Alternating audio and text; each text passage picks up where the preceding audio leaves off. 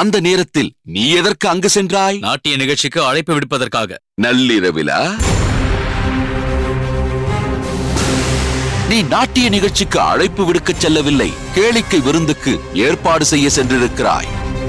அந்த நேரத்தில் கர்னல் அக்னியோவின் ஆட்கள் அங்கு வந்து விட்டதா, தனது கேளிக்கைக்கு தடங்கள் ஏற்பட்டு விட்டதே என்று ஆத்திரப்பட்டு அவர்களை தாக்கி இருக்கிறாய். போதும் முருங்காப்புலி, போதும். மேலும் மேலும் உன் பொய் மூட்டைகளை அவிழ்க்காதே.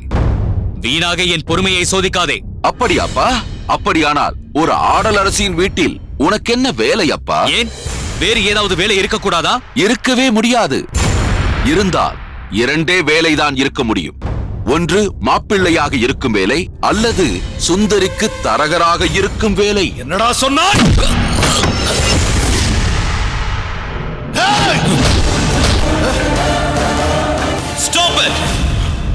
என் பிரச்சனையை தீர்ப்பதற்காக உங்களை இங்கு வரவழைத்தால் நீங்கள் உங்களுக்குள் ஒரு பிரச்சனையை ஆரம்பிக்கிறீர்களா?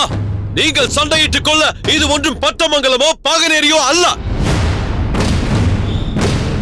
ஓகே, இன்று நீங்கள் வந்த நேரம் உங்களுக்கும் சரியில்லை, எனக்கும் சரியில்லை. தேவைப்பட்டால் இன்னொரு நாள் சந்திக்கலாம். நீங்கள் போய் வரலாம்.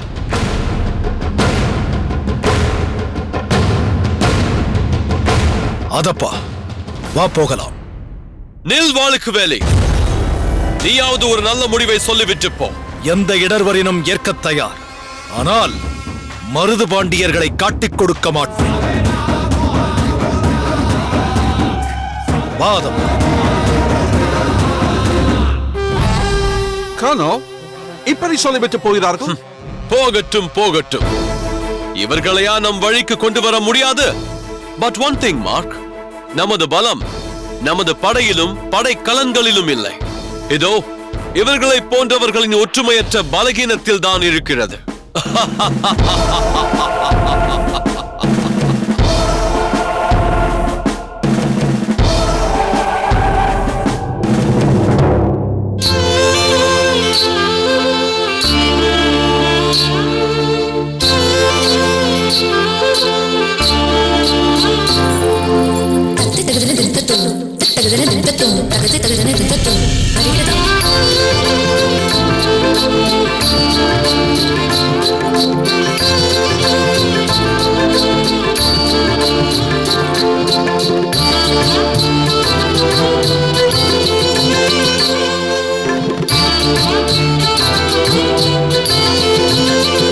வடிவு,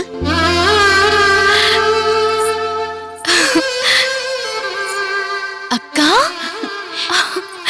என்ன ஏதோ உன் அக்காவை இன்றுதான் புதிதாய் பார்ப்பது போல் மிகவும் அதிசயமாக பார்க்கிறாய்? ஆமாம் அக்கா, வழக்கமாக தினமும் பார்க்கும் அக்காவா இவள் என்று அதிசயமாக இருக்கிறது. அப்படி நீ வியக்கும் அளவிற்கு என்ன மாற்றம் தெரிகிறது? இந்த மாற்றத்தை இப்பொழுது மட்டுமல்ல, நீ பரதநாட்டிய உடை அணிந்திருக்கும் ஒவ்வொரு முறையும் பார்த்து கொண்டிருக்கிறேன் அக்கா. சரி, வா போகலாம்.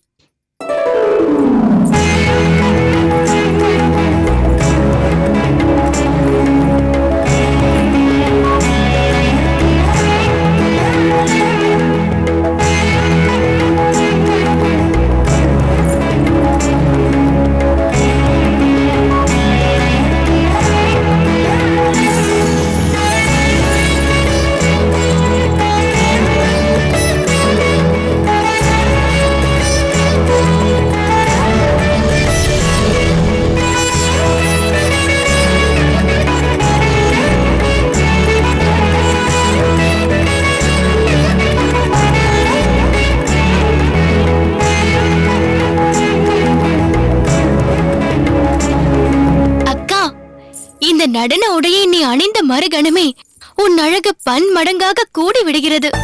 அனைத்திற்கும் மேலாக உன்னையும் அறியாத ஒரு கம்பீர தோற்றம் உனக்கு வந்து விடுகிறது. உண்மைதான் வடிவு. நான் இந்த உடையை அணியும் போதெல்லாம் எனக்குள் ஒரு பெருமிதம் ஏற்படுகிறது. ஒரு புனிதமான கலையை அனைவரும் மகிழும் வண்ணம் நாம் அளிக்கப் போகிறோம் என்ற மகிழ்ச்சி உருவாகிறது. இந்த உடைக்கென உள்ள தனிச்சிறப்பை நினைத்து நானே வியந்து போகிறேன். அப்படி எதை சொல்கிறாய் அக்கா? வேறு நடன உடைகள் வனிதாமணி போன்றவர்கள் மக்களை வசீகரிப்பதற்காக அணியும் உடைகள். அவை எப்படிப்பட்டவை என்று யோசித்துப் பார். பாதி உடல் தெரிய ஆடை அணிந்து என்னை பார், என் அழகை பார் என்று மோகம் ஊட்டுவது போல ஆடக்கூடியவை. ஆனால் இந்த பரதநாட்டிய உடை உடல் முழுவதையும் மறைக்கக்கூடியது. பெண்ணின் அங்கலாவண்யங்களை ரசிப்பதற்காக ஏற்படுத்தப்பட்டதல்ல இது. அவளது கலைத்திறன் வெளிப்படுவதற்காகவே உருவாக்கப்பட்டவை இவை. புனிதமான இந்த பரதக்கலையை காணும்போது புலனுணர்வுகளுக்கு இடமளிக்க கூடாது என்பதால்தான் இப்படி அமைத்தார்கள். ஆனாலும் இந்த பரதக் கலையை பூம்புகார் நகரத்தில் ஆடிய மாதவி அரசன் முதலாக அனைவரும் கண்டு மயங்கும்படியாக ஆடினாள் என்றுதானே சிலப்பதிகாரம் கூறுகிறது. அவள் குலத்து முதல் மாதவியானவள் இந்திர சபையில் இந்திராதி தேவர்களை மகிழ்விப்பதற்காக ஆடிய ஊர்வசிதானே. அங்கு அவள் இந்திரகுமாரன் சயந்தனை மகிழ்விப்பதற்காகவே தன்னை மறந்து ஆடியதால் தானே அகத்தியரின் சாபம் பெற்று பூமிக்கு வந்தாள் என்று இளங்கோவடிகள் பாடினார். பார்த்தாயா, நீ இது போன்ற விஷயங்களை மனதில் வைத்திருப்பதால் தான் உன் சிந்தனை முழுவதும் அப்படியே போகிறது. வடிவு, அதே சிலப்பதிகாரத்தில் மாதன் ஈசன் திரிபுரத்தை எரித்து ஆடிய கொடிகட்டி, பாரதி ஆடிய பண்டரங்கம், திருமால் ஆடிய அல்லியன் தொகுதி, மல்லாடல், முருகன் ஆடிய துடிக்கூத்து, குடைக்கூத்து, குடக்கூத்து, பேடிக்கூத்து, பாவைக்கூத்து மற்றும் கடையக்கூத்து என்று அரிய பல தெய்வீக நடனங்களை ஆடினாள் என்று இளங்கோவடிகள் பாடுகிறாரே, அதையே நீ நினைக்கவில்லை? விடு அக்கா, ஏதோ எனக்கு தோன்றியதை சொன்னேன். இன்று உன் நாட்டியம் எவ்வளவு சிறப்பாக இருக்கும் என்று உன் முகத்தில் உள்ள மலர்ச்சியே காட்டுகிறது. அதில் என்ன சந்தேகம்? வெள்ளூரில் ஆடுவதற்கென்று தயாரித்திருந்த புதிய நடனங்களை எல்லாம் சுந்தரி இந்த திருமண விழாவில் அற்புதமாக ஆடி காட்ட மாட்டாளா? அந்த நடனத்தை கண்டு சபையே வியக்கப் போகிறது பார். அத்தை, நான் அப்படி ஆடி புகழ் பெற்றால் அந்த புகழ் முழுவதும் தங்களுக்கும் மாமாவிற்கும் தானே சேரும்.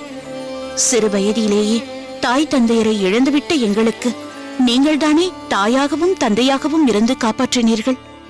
எனக்கு நடன கலையை கற்றுத்தந்து இத்தகைய புகழ் கிடைக்க செய்ததே நீங்கள்தானே. இருக்கலாம் சுந்தரி, ஆனால் நீங்கள் இருவரும் பெற்றோரை இழந்து தவித்து நின்றபோது உங்கள் மாமா என் தங்கையின் புதல்விகள் அனாதைகள் ஆகிவிட்டார்களே என்று மிகவும் கலங்கினார்.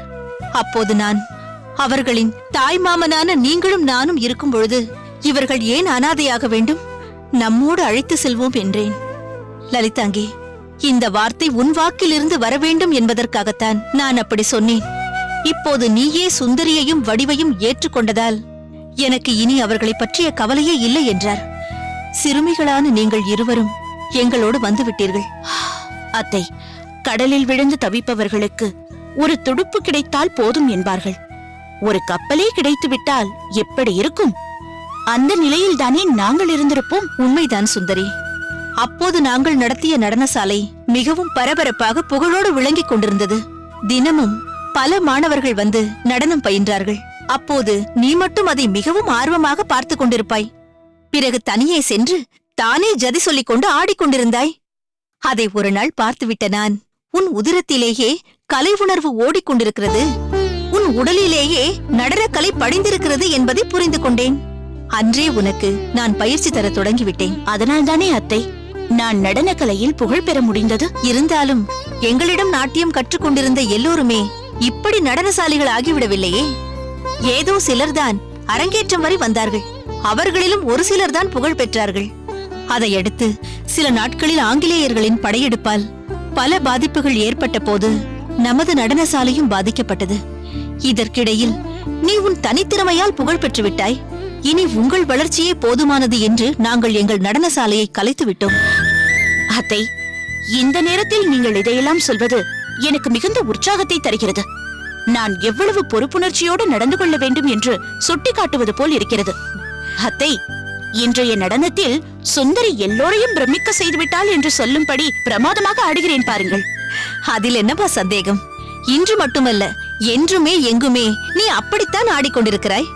இனியும் ஆடப் போகிறாய்.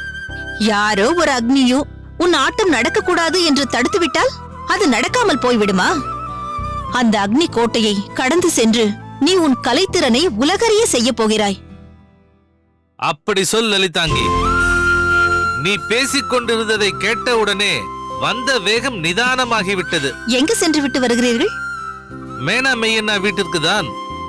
நடன நிகழ்ச்சிக்கு தேவையான அனைத்து ஏற்பாடுகளும் சரியாக செய்யப்பட்டிருக்கிறதா என்பதை அறிந்து கொள்ள வேண்டும் அல்லவா? என்னை கண்டதும் அவருக்கு எவ்வளவு மகிழ்ச்சி தெரியுமா? என்னை அழைத்துச் சென்று நடனமாடுவதற்குரிய மேடையை காட்டி, இது போதுமா, இன்னும் ஏதேனும் மாற்றங்கள் செய்ய வேண்டுமா என்றெல்லாம் கேட்டு நான் சொன்ன சிறு சிறு மாற்றங்களையும் உடனே செய்து விட்டார். அது மட்டுமல்ல, வேறென்ன? சிறப்பான வான வேடிக்கைக்கும் ஏற்பாடு செய்திருக்கிறார். ஒவ்வொரு முறை வெடி வெடிக்கும் போதும் காது செவிடாகிவிடும் போல் இருக்கிறது. சுந்தரி நடனத்தை வான வேடிக்கைகளோடு வரவேற்க போகிறேன் என்கிறார் மேனா மேயண்ணா செட்டியார். மாமா, என்ன இது? எதம்மா? நடனம் நடக்கும்போது வான வேடிக்கை என்றால் மக்கள் நினைவு சிதறாதா? முதலில் என்னால் எப்படி நடனம் ஆட முடியும்? ஏனம்மா இப்படி சொல்கிறாய்? பிறகு என்ன? நடனம் என்பது மனதை ஒருநிலைப்படுத்தி ஒரே மனதாக ஆடக்கூடிய கலை அல்லவா? அதற்கிடையில் வெடிச்சத்தம் கேட்டால் என் சதங்கை ஒலி எனக்கே கேட்காமல் போய்விடுமே. எல்லோருடைய நினைவும் சிதறிவிடுமே. நீ சொல்வது சரிதான். ஆனால் என்ற பேச்சிற்கெல்லாம் இடமில்லை. மேனா மேயண்ணா ஐயாவிடம் உறுதியாக சொல்லிவிடுங்கள். நாட்டியம் தொடங்கும் வரை அவர்கள் என்ன வேண்டுமானாலும் செய்து கொள்ளட்டும். மேடையில் நடனம் தொடங்கிய மறுகணமே அனைத்தும் அடங்கிவிட வேண்டும். நடனம் மட்டுமே அனைவரின் கண்ணிற்கும் மனதிற்கும் தெரிய வேண்டும். சொல்லிவிட்டாய் அல்லவா? உன் மீது மிகுந்த மரியாதை வைத்திருப்பவர் அவர். இதை அவரிடம் சொல்லி அதன்படியே செய்து விடுகிறேன். வண்டி தயாராக இருக்கிறது, புறப்படலாம்.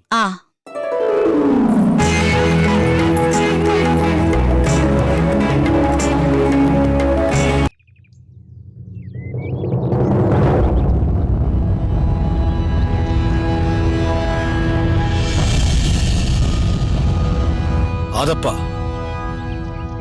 அக்னியுவை பார்த்துவிட்டு வந்ததில் ஒரு முக்கியமான விஷயத்தை கவனித்தாயா? என்ன விஷயம் அண்ணா? வல்லத்தரையன் ஆங்கிலேயர்களின் அடிவரடியாக மாறிவிட்டான் என்று நினைத்தோமே, அப்படியெல்லாம் ஏதும் இல்லை என்று தெளிவாக தெரிந்துவிட்டது பார்த்தாயா? பிரிட்டிஷாரிடம் அவனுக்கு உள்ள பகையை அந்த கர்னலுக்கு முன்னால் தெளிவாகவே வெளிப்படுத்தி விட்டானே. ஆனால் உங்கள் மீதுள்ள பகையை அவர் அப்படியே தானே வைத்துக் கொண்டுள்ளார். அதிலிருந்து சிறிதும் அவர் மாறவில்லையே. அதப்பா, அது வேறு இது வேறு. இரண்டையும் இணைத்து ஏன் முடிச்சு போடுகிறாய்? இல்லை அண்ணா, நிலைமையைத்தான் உங்களுக்கு புரிய வைக்கிறேன். பட்டமங்கலத்து அம்பலக்காரர் வெள்ளையர் மீது உள்ள பகையை வெளிப்படுத்திக் கொண்டது போல் உங்கள் மீதுள்ள பகையையும் அங்கேயே வெளிப்படுத்தத்தானே செய்தார். நீங்கள் அனுசரித்து போக போக அவர் உங்களை அவமதித்துக் கொண்டேதானே இருந்தார். அதற்காக என்ன செய்ய வேண்டும் என்கிறாய்? நீங்களும் பகையாளியாக மாற வேண்டும். அவரை எதிரியாக கருதி எதிர்க்க வேண்டும். அப்போதுதான் உங்கள் வலிமையை அவர் புரிந்து கொள்வார். அந்த உறங்கா புலி அந்நியனுக்கு கைகூலியாக நடந்து கொள்வதை பார்த்தும் அவனுக்கு சார்பாகத்தானே பட்டமங்கலத்தார் பேசினார். அவரை பற்றி எப்படி உங்களால் நல்ல விதமாக நினைக்க முடிகிறது? ஆதப்பா, உன் கோபம் எனக்கு புரிகிறது. ஆனாலும் நீயே சற்று யோசித்துப்பார். என்னதான் இருந்தாலும் வல்லத்தரையனுக்கு உறங்கா புலி தன் தமக்கையின் கணவன் அல்லவா? அதனால் தான் வல்லத்தரையன் ஆவேசப்பட்டான். அந்த இடத்தில் ஒரு அந்நியன் முன்னால் நானும் நம்மைச் சேர்ந்த ஒருவரை அடித்தது தவறுதான். என்ன சொல்கிறீர்கள்? அதை இந்த உறங்கா புலி நினைத்து பார்த்தானா? அந்நியனுக்கு முன்னால் அவமதிக்க வேண்டும் என்பதற்காகத்தானே அவ்வளவு இழிவான வார்த்தைகளை கொட்டினான். நீங்கள் அடித்ததால் அவன் உயிர் தப்பினான்.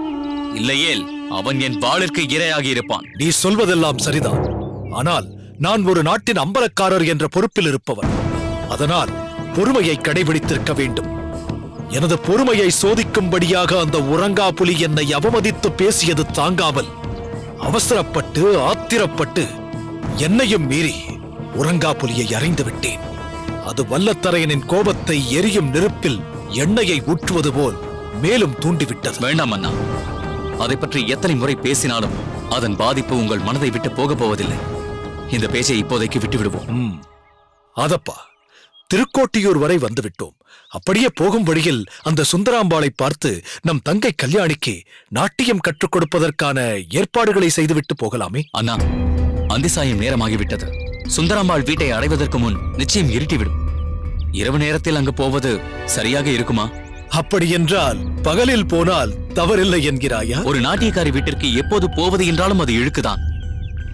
உங்கள் அந்தஸ்திற்கு சுந்தராம்பாள் வீட்டிற்கு நீங்களே நேரடியாக சென்று நம் தங்கையின் நடன ஆசிரியராக வருவதற்கு அழைப்பு கேட்பது கௌரவமாக இருக்காது அண்ணா.